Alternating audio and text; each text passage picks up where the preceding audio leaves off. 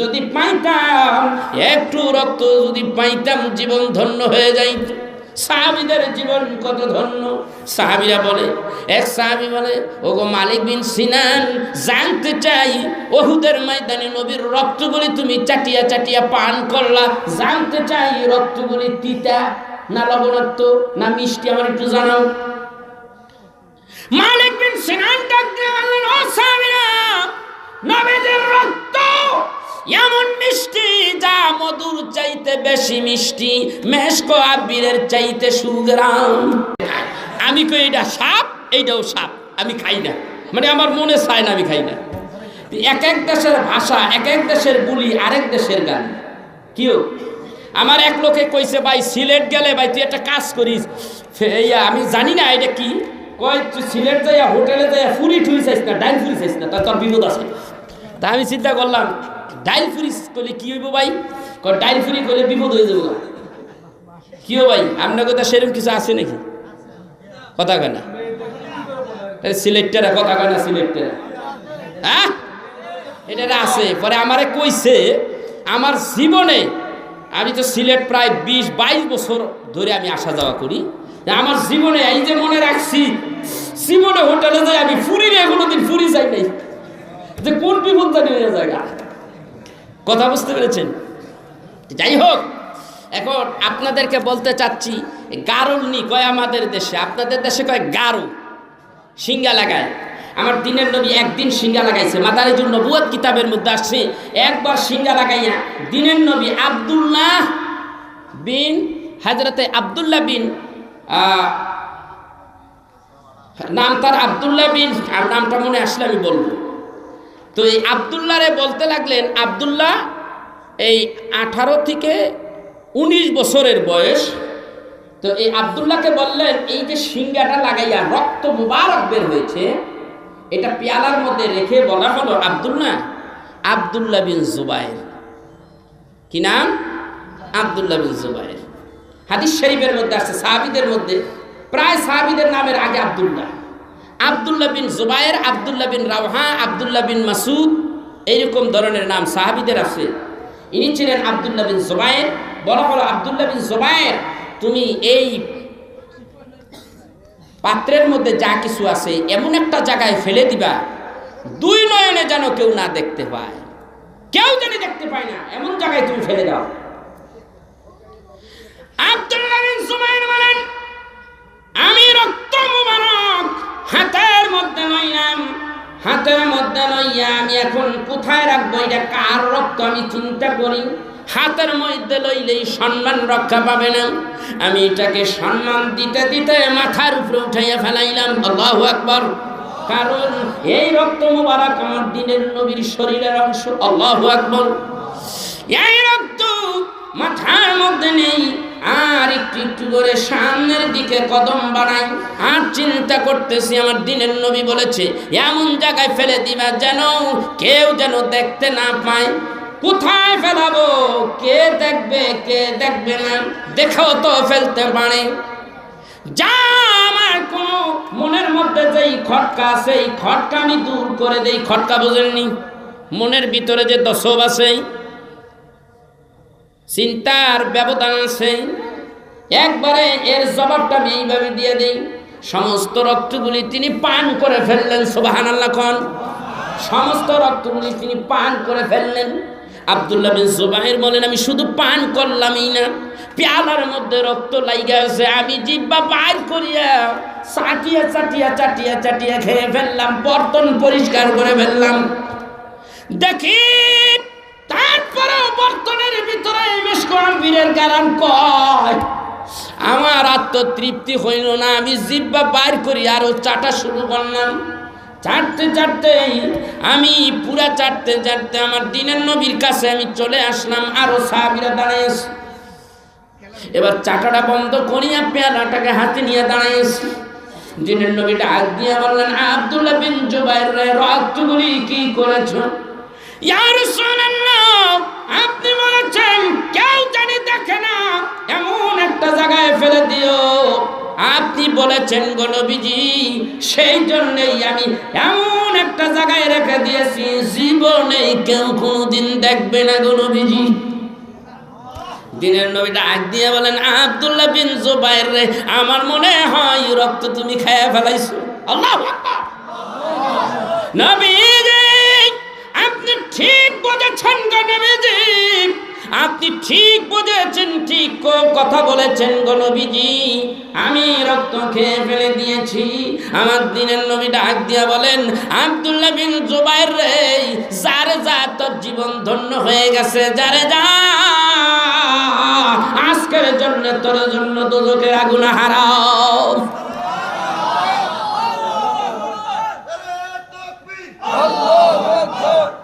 বাবার আরেকটু জোরে কওয়া যায় না? নারায়ে তাকবীর, নারায়ে রিসালাত, নারায়ে গাউসিয়া, ইয়া গাউসুল আজম দাস্তিগি। ওলি আল্লাহ মানবেন না? ইয়ো বাইরা, শুধু এটাই নাই, উহুদের ময়দানে আমার দিনের নবীর মাথার হেলমেট ভেদ করে একটি লোহার কারা ঢুকে গিয়েছিল। প্রসিদ্ধ কথা, প্রসিদ্ধ কিতাবের মধ্যে পাওয়া যায়, উহুদের ময়দানে দিনের নবীর মাথার হেলমেট ভেঙ্গে ভিতরে লোহার কারা ঢুকে গিয়েছিল। লম্বা কথা। হযরতে আলী কাররামাল্লাহু ওয়াজহাহু সামনে দিলেন, ইয়া রাসূল, রাসূল বলতেছেন, আলী রে, আমার লোহার কারাটা কামড় দিয়ে বাইর করে দে, যন্ত্রণা সহ্য হয় না। এমন সময় এক সাহাবী আসলেন, ইয়া রাসূলুল্লাহ, আমি বের করে দিই। কামড় দিয়া টান দিয়া বের করে দিলেন। রক্তক্ষরণ হচ্ছে, জমিনের মধ্যে রক্ত পড়তেছে। দিনের নবী আবু বকরের গলার সঙ্গে হাত প্যাঁচ দিয়া সামনে আগাচ্ছেন, মদিনার দিকে যাবেন। পিছনের দিকে হযরতে আবু সাঈদ খুদরি রাদিয়াল্লাহু তাআলা আনহু, রাসূলের এক জলিল কদর সাহাবী, তার পিতার নাম মালিক ইবনে সিনান রাদিয়াল্লাহু তাআলা আনহু। তিনি বলতেছে, এই মদিনার লোকেরা, এটা কার রক্ত? এক সাহাবী বলে, এটা আমার রাসূলের রক্ত। কথা বলতে দেরি, জিহ্বা বের করে দিলেন, যদি আমার নবীর রক্ত হয়, জমিনকে ভেদ করতে দেব না, জমিনকে চুষে চুষে খেতে দেব না। আমার জিহ্বা বের করে দিলাম, জিহ্বা বের করে দিলেন, চাটিয়া চাটিয়া খাইতেছে আর খাইতেছে। আমার নবীজি ঘাটটা ঘুরাইয়া দেখে আমার সাহাবীর পিতা হযরতে মালিক বিন সিনান রক্তগুলি চাটিয়া চাটিয়া খায়। আমার নবী ডাকদা বলে, মালিক বিন সিনান রে, আমার রক্ত খাইলি না দোজখটারে হারাম করে লইলি? আরে যদি পাইতাম, একটু রক্ত যদি পাইতাম, জীবন ধন্য হয়ে যাইত। সাহাবীদের জীবন কত ধন্য। সাহাবীরা বলে, এক সাহাবী বলে, ওগো মালিক বিন সিনান, জানতে চাই উহুদের ময়দানে নবীর রক্তগুলি তুমি চাটিয়া চাটিয়া পান করলা, জানতে চাই রক্তগুলি তিতা না লবণাক্ত না মিষ্টি, আমার একটু জানাও। মালিক বিন সিনান ডাক দিয়ে বললেন, ও সাহাবীরা, নবীদের রক্ত এমন মিষ্টি যা মধুর চাইতে বেশি মিষ্টি, মেশক আবিরের চাইতে সুগ্রাম। আল্লাহু আকবার। এটা কেমন নবী রে বাবা? তাইলে বোঝা গেল রক্ত মোবারক, রক্ত মোবারক, পশুর রক্ত খাও, মানুষের রক্ত, এইগুলি সম্পূর্ণ হারাম। দিনের নবীর রক্ত খাইলে দোজখ হারাম। রক্ত খাওয়া যায় না, রক্ত খাওয়া হারাম, মানুষেরটা তো আরো হারাম। তো রাসূল রক্ত খেয়ে ফেললো, সাহাবী রক্ত খাইয়া জান্নাতবাসী হয়ে গেল। যে রাসূল কি আপনার আমার মতো হইল? হ্যাঁ, দেখার দিক দিয়ে হইল, পায়খানার দিক দিয়ে হলো, প্রস্রাবের দিক দিয়ে হলো, জন্মের দিক দাও না। এটা চূড়ান্ত ফয়সালা, আমার আলোচনার চূড়ান্ত ফয়সালা যে রাসূল কোনো দিক দিয়ে আপনার মতো আমার মতো নয়। সমস্ত কথার ফয়সালা জন্মের আলোচনার মধ্যে যাব। মন একেবারে নরম করে দেন, আমার দিকে তাকান। গুরুত্বপূর্ণ আলোচনা। দিনের নবী, আহা, পিছনে যদি যাই তাহলে রাত্র অনেক হয়ে যাবে। হযরতে খাজা আব্দুল্লাহ, একটু বলি, খাজা আব্দুল্লাহ রাদিয়াল্লাহু তাআলা আনহু, বিয়ের বয়স হয়ে গেছে, নবী আমার দুনিয়ায় এখনো আসে নাই। আব্দুল্লাহর আব্বার নাম কি কইতে পারেন আপনারা?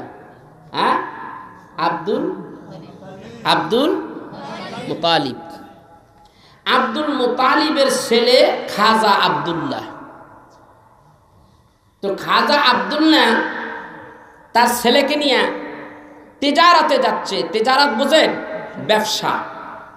ব্যবসার জন্যে মদিনার দিকে যাচ্ছে। পথিমধ্যে মদিনা পাওয়ার আগে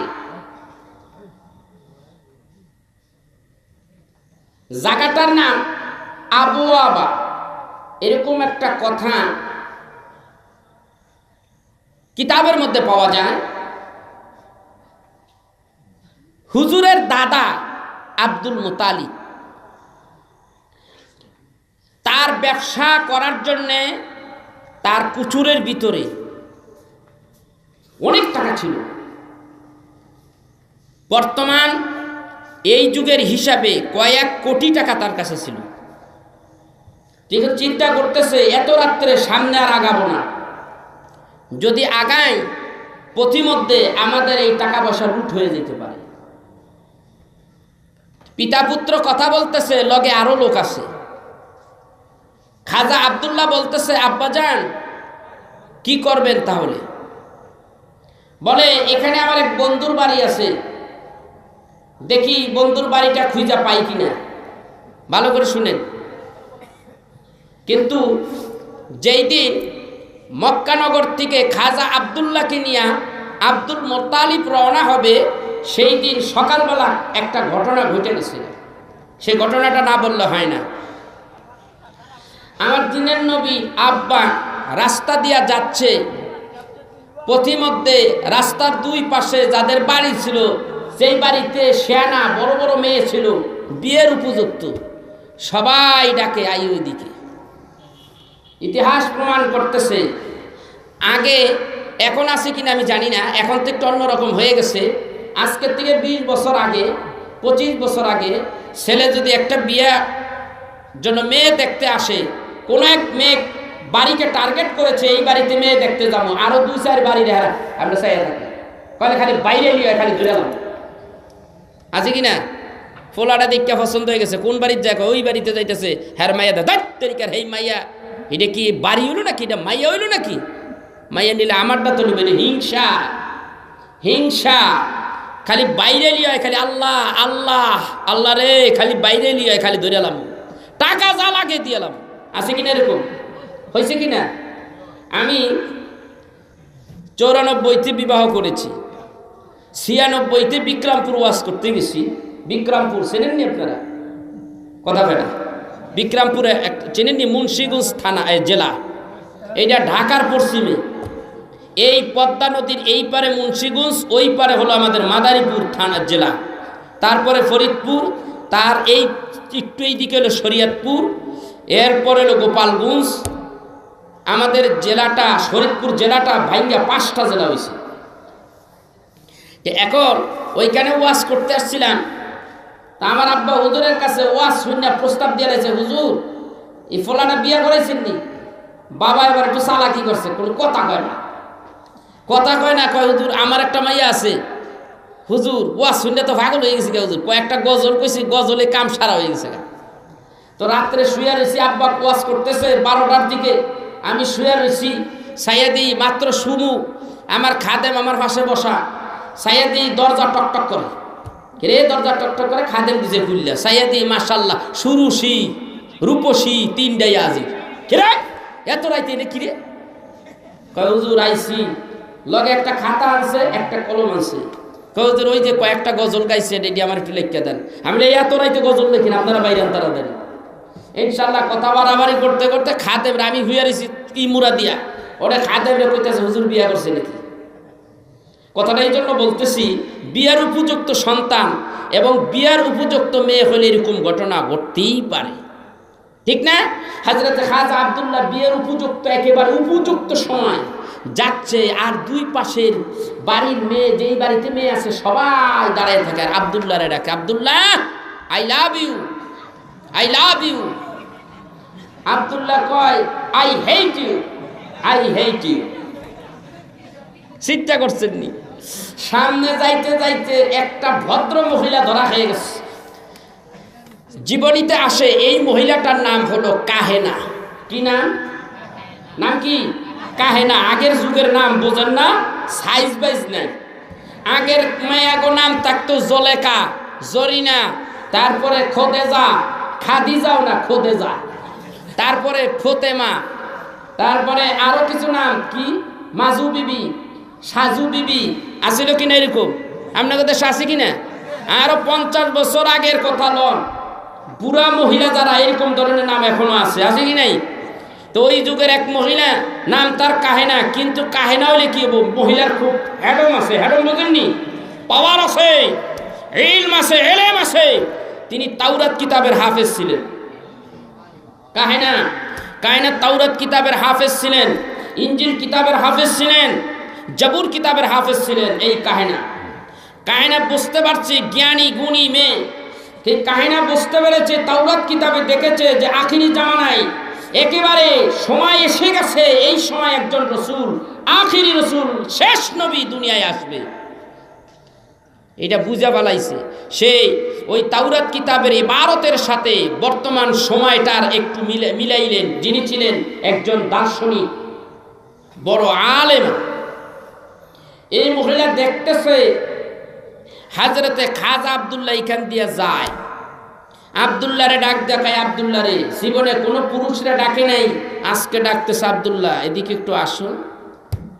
আলেম মানুষ, আব্দুল্লাহ কি না যাইয়া পারে? তারপর আব্দুল্লাহ বলতেছে এখন সময় নাই, আসার সময় দেখা করব, এই পথে যাচ্ছি, এই পথ দিয়ে যখন আসবো তোমার সাথে দেখা হবে।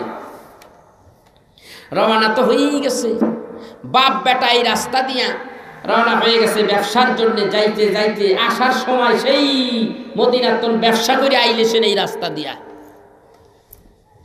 যাইতে যাইতে যাইতে যাইতে একেবারে রাত হয়ে গেছে গা, মক্কা মদিনার প্রায় কাছাকাছি, রাত গভীর।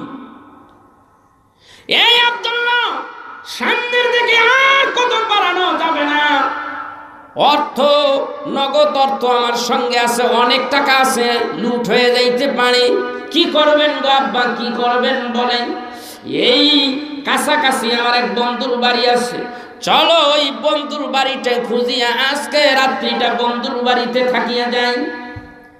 খুঁজে খুঁজে বন্ধুর বাড়ি বের করে ফেললেন অল্প সময়ের মধ্যে। দরজার কিনারে, গেটের কিনারে গেলেন, যাইয়া ডাক দিয়ে বললেন কে রে, গেট খোলো। টক টক আওয়াজ করে, এরকম আওয়াজ করে, কে কে তুমি, কে, একটু বাহিরে আসো। দারোয়ান তো বাহিরে এসে বলছে, এসে ডাক দিয়ে বলে কি হয়েছে মিয়া এত রাইতে? বলে দরজা খোল। এইটা কার বাড়ি, তোমার কার বাড়ির দরকার? বলে আমি আসছি আমার বন্ধু হযরতে আব্দুল ওয়াহাব জৌহরীর বাড়ি। ঠিক জায়গায় আইছো। আব্দুল ওয়াহাব জৌহরী তোমার কি হয়? বলে আব্দুল ওয়াহাব জৌহরী আমার বন্ধু হয়। এত রাত্রে আব্দুল ওয়াহাব জৌহরী ঘুমের ডিস্টার্ব করা যাবে না, যাবে না। প্রায় 12টা পার হয়ে গেছে। এত রাত্রে আব্দুল ওয়াহাব জৌহরীর ঘুমের ডিস্টার্ব করা যাবে না, যেহেতু উনি রাষ্ট্রের কাজে সারাদিন ব্যস্ত থাকে। আল্লাহর লীলা বোঝা যায় না। রাষ্ট্রের কাজে এতই ব্যস্ত ছিলেন তিনি, ওই সময় তিনি ঘুম আসেন নাই। দারোয়ান ভিতরে ঢুকতে দেয় না। আব্দুল মুত্তালিব ডাক দা, কয় আরে বেটা আমার নামটা যাইয়া কো। তেরা আছে না কিছু লোক, তেরা চেনেননি? তেরা বেড়া দারোয়ানটা জন্মের গাউরা গাউরা গাউরা গাউরা চেনেননি আপনারা? কে সিলেটের বাইরে কথা কয় না? গাউরা চেনেন না? গাউরা গার তেরা, এই যার তেরার সোজা হয় না। তো কথা বলতে বলতে আওয়াজটা একটু বড় হয়ে গেছে। কথাটা যাইয়া আব্দুল ওয়াহাব জৌহরীর কানে ঢুকছে। উনি রাষ্ট্রীয় কাজে ব্যস্ত, রাষ্ট্রীয় কাজে ব্যস্ত। এবার আমি একটা প্রশ্ন করি, আমার দিনের নবী কি গরিব আছিল? হ্যাঁ, গরিব আছিল? আমার নবী গরিব ছিল না। এখন অনেকেরা মজা করে খালি ওয়াজ করে, দিনের নবী গরিব নবী। আমার নবী গরিব ছিলেন না, কিন্তু নবীর যা ছিল সব ইসলামের জন্য ক্ষয় করে দিছে। গরিবী জিন্দিগি রাসূল ভালোবাসতেন, এই জন্য। নবী আমার গরিব ছিলেন না, আব্দুল ওহাব জৌহরি, নবীজির নানা। আব্দুল ওহাব জৌহরি তিনি হলেন ইয়াসরাব নগরের গভর্নমেন্ট, অর্থাৎ বর্তমান মদিনার প্রেসিডেন্ট নবীজির নানা। আর নবীজির দাদা মক্কা নগরের প্রেসিডেন্ট। সুবহানাল্লাহ কইবেন না? প্রেসিডেন্টের নাতি আবার কেমন করে গরিব হয় আমার তো বুঝে আসে না।